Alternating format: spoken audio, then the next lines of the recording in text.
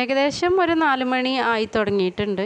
അപ്പോൾ ഇന്ന് 4 മണിക്കാണ് ഒരു വ്ളോഗ് ചെയ്യാമെന്ന് വിചാരിക്കുന്നത്. അപ്പോൾ എല്ലാവർക്കും പുതിയ വീഡിയോയിലേക്ക് സ്വാഗതം.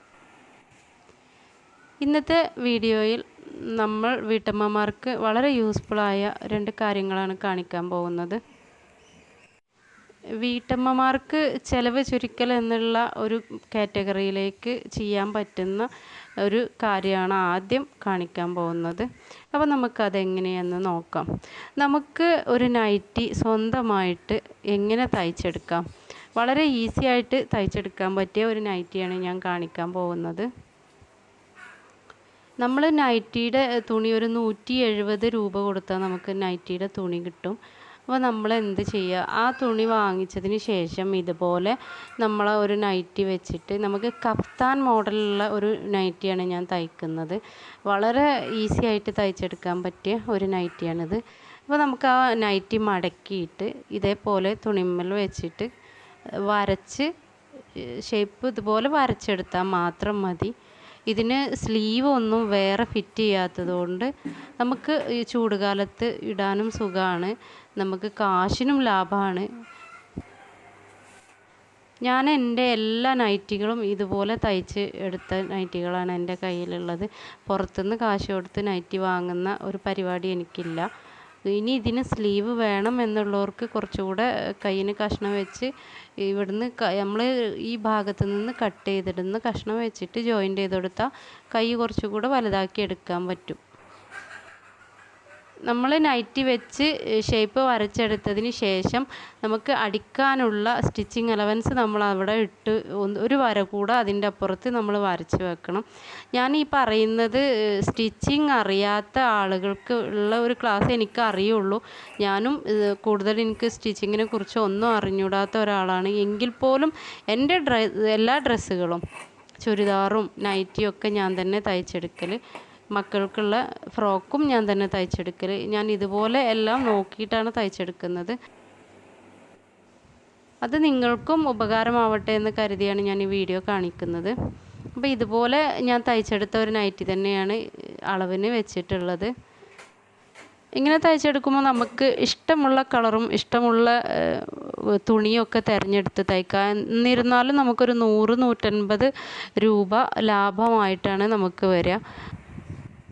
അപ്പോൾ ഇതുപോലെ നമ്മൾ മാക്സി വെച്ച് അതിൻ്റെ ഷേപ്പിൽ കട്ട് ചെയ്ത് എടുത്ത് റെഡിയാക്കി വെക്കുക. എന്നിട്ട് നമ്മളിതിൻ്റെ ഫ്രണ്ട് കഴുത്ത് വെട്ടാൻ വേണ്ടി നമ്മൾ ഷോൾഡർ ഓപ്പൺ ചെയ്ത് കൊടുത്തതിന് ശേഷം നമുക്ക് എത്ര കഴുത്ത് ഇറക്കം വേണമെന്ന് വെച്ചാൽ അതിനനുസരിച്ച് വരച്ചിട്ട് ഒരു പീസ് നമ്മൾ ഉള്ളിൽ നിന്ന് മാറ്റിയതിന് ശേഷം നമ്മൾ ഫ്രണ്ടിലെ നെക്ക് വെട്ടി കൊടുക്കണം. സ്റ്റിച്ചിങ് അറിയുന്ന ഒരാൾ എൻ്റെ ഈ വീഡിയോ കണ്ട അഭിപ്രായം പറയരുത്. കാരണം എനിക്ക് സ്റ്റിച്ചിങ് അറിയില്ല, ഞാൻ എൻ്റെ സ്വന്തം അനുഭവത്തിൽ തയ്ച്ചെടുക്കുന്നു. അപ്പോൾ ഇതുപോലെ നമ്മൾ നൈറ്റി വെട്ടി റെഡിയാക്കി വെച്ചിട്ടുണ്ട്. കുട്ടികളൊക്കെ കരയാൻ തുടങ്ങി, ചായ ഉണ്ടാക്കി കൊടുക്കണം അവർക്ക്. അപ്പോൾ ഇൻഷാ അല്ലാഹ് ഞാൻ ചായ ഉണ്ടാക്കി കൊടുത്തതിന് ശേഷം നമുക്ക് കാണാം. ചായക്ക് അവൽ കുഴക്കാമെന്നാണ് തീരുമാനിച്ചത്. അവൽ കുഴക്കാൻ കയ്യിൽ പഴമില്ല. അപ്പോൾ നമുക്ക് കണ്ടു നോക്കാം എന്തെല്ലാമാണ് അവൽ കുഴക്കുന്നതിൽ ഞാൻ ചേർക്കുന്നതെന്ന്. ആദ്യം അവൽ വെള്ളത്തിലിട്ട് നന്നായി ഒന്ന് പെട്ടെന്ന് കഴുകിയെടുക്കണം. എനിക്കതിൻ്റെ ഉമിയും പൊടിയൊന്നും ഇഷ്ടമല്ലാത്തതുകൊണ്ട് ഞാൻ കഴുകിയാണ് എടുക്കാറുള്ളത്. വെള്ളത്തിലേക്ക് ഇട്ട് പെട്ടെന്ന് തന്നെ അവൽ നമ്മൾ കഴുകി വാരിയെടുക്കണം, അല്ലെങ്കിൽ അത് പൊതിർന്ന് പോകും.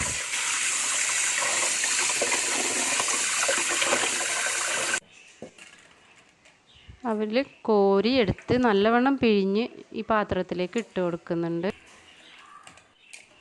പിന്നെ അവലിലേക്ക് ഏറ്റവും പ്രധാനമായിട്ട് ചേർക്കേണ്ട സാധനങ്ങളിൽ ഒന്നാണ് തേങ്ങ.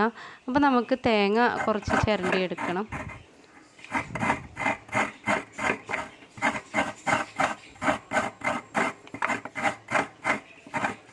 അപ്പോൾ തേങ്ങ ചിരണ്ടി എടുത്തിട്ടുണ്ട്, അത് ഇതിലേക്ക് നമുക്ക് ചേർത്ത് കൊടുക്കാം.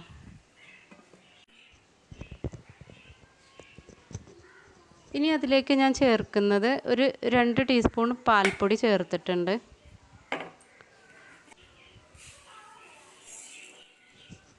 ഇനി നമുക്ക് അതിലേക്ക് ആവശ്യമായ മധുരത്തിനുള്ള പഞ്ചസാര ചേർത്ത് കൊടുക്കാം. ഇനി ഇതൊന്ന് നന്നായി നമുക്ക് മിക്സ് ചെയ്ത് കൊടുത്തതിന് ശേഷം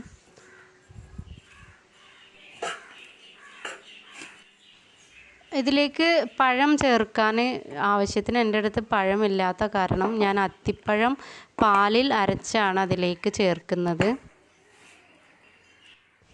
അത്തിപ്പഴം ഇല്ലാഞ്ഞാൽ അത്തിപ്പഴത്തിന് പകരം നമുക്ക് ഈന്തപ്പഴമോ മറ്റുള്ള ഡ്രൈ ഫ്രൂട്ട്സുകളോ എന്തായാലും പാലിൽ അരച്ച് ഇതുപോലെ ചേർത്ത് കൊടുത്താൽ മതി.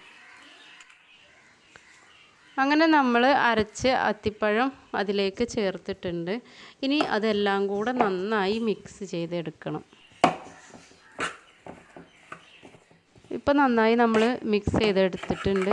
അപ്പോൾ ആ പഴം ചേർത്ത ഒരു ഫീലിംഗ് അതിന് വന്നിട്ടുണ്ട്. ഇനി നമുക്കിത് ഒരു പ്ലേറ്റിലേക്ക് സെർവ് ചെയ്യാം.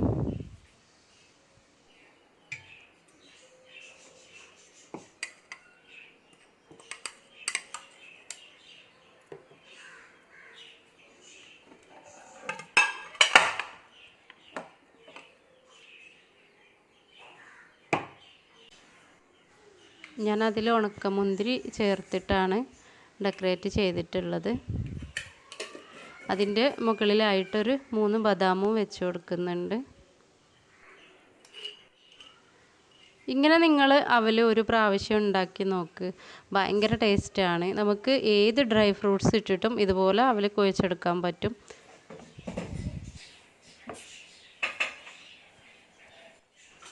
അപ്പോൾ എല്ലാം റെഡി ആയിട്ടുണ്ട്. ഇനി ഞങ്ങൾ ചായ കുടിക്കുക. നിങ്ങൾ കണ്ടുകൊണ്ടിരിക്കുക. എനിക്കത് ഭയങ്കര ഇഷ്ടമാണ്. ഞാൻ ചായ കുടിക്കുമ്പോൾ നിങ്ങളത് കണ്ട് കൊതി വെക്കുക എന്നുള്ളത് എൻ്റെ ഭയങ്കര സന്തോഷമുള്ളൊരു കാര്യമാണ്.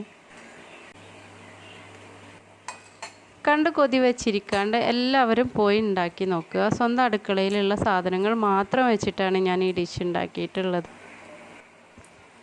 പിന്നെ നമ്മുടെ ആ നൈറ്റിയുടെ കാര്യം ഉണ്ടല്ലോ, അത് ഞാൻ ഇൻഷാ അല്ലാഹ് തയ്ക്കുന്ന രീതി അടുത്ത വ്ളോഗിൽ കാണിക്കുന്നതാണ്. അല്ലാതെ ഞാൻ ഇതിൻ്റെ കൂടെ ഇനി ആ തയ്ക്കുന്നതുകൂടെ കാണിച്ചാൽ എൻ്റെ വീഡിയോ ആരും കാണാതെ പോവും. അതുകൊണ്ട് തന്നെ ഇനി നെക്സ്റ്റ് വീഡിയോയിൽ നമ്മൾക്കത് തയ്ക്കുന്നതുകൂടെ. അപ്പോൾ വീഡിയോ നിങ്ങൾക്ക് എല്ലാവർക്കും ഇഷ്ടമായിട്ടുണ്ടാവും എന്ന് ഞാനങ്ങ് വിശ്വസിച്ചോട്ടെ. അതല്ലേ നല്ലത്, എനിക്കൊരു സന്തോഷം ആവുമല്ലോ. അപ്പോൾ നിങ്ങൾ വീഡിയോ ഇഷ്ടമായെങ്കിൽ ലൈക്ക് ചെയ്യുക, കമൻറ്റ് ചെയ്യുക, ഷെയർ ചെയ്യുക. സബ്സ്ക്രൈബ് ചെയ്യാത്തവരുണ്ടെങ്കിൽ സബ്സ്ക്രൈബ് ചെയ്യുക. വീണ്ടും ഒരു വീഡിയോയുമായി കാണുന്നത് വരെ എല്ലാവർക്കും നന്ദി.